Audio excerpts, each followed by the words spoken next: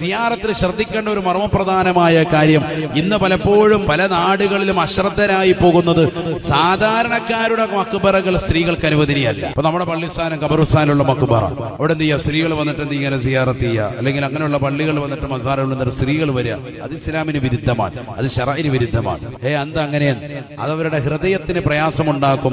അവർക്ക് മാനസികമായി അത്രത്തോളം പുരുഷന്മാരുടെ അത്ര ഹൃദയത്തിന് ഒരു കട്ടി ഉണ്ടാവൂല, അവരുടെ മനസ്സിന് വളരെ പ്രയാസമുണ്ടാവുമെന്നാണ്. എന്റെ ഹൃദയം ഖബർ കണ്ടൊന്നും കുലുക്കമില്ല എന്ന് പറയുന്നതിലല്ല വിഷയം.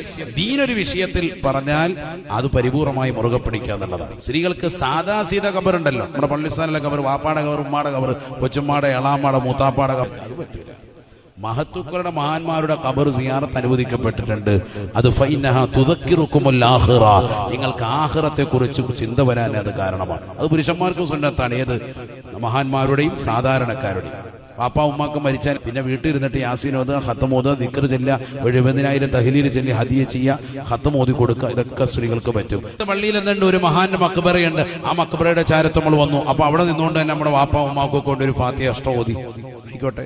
ഖബറിന്റെ അടുത്തോട്ട് പോയിട്ടുള്ള പരിപാടികൾ സ്ത്രീകൾക്കൊന്ന് നിഷിദ്ധമാണ്. ഇതൊക്കെ ശറഅ് കൃത്യമായി എന്ത് പറ്റും എന്ത് പറ്റില്ല ഒക്കെ കൃത്യമായി പഠിപ്പിച്ചിട്ടുണ്ട്. നമ്മളായിട്ടൊന്നും തുടങ്ങി വെക്കണ്ട. അല്ലാഹു തൗഫീഖ് തരട്ടെ. Download ShareChat.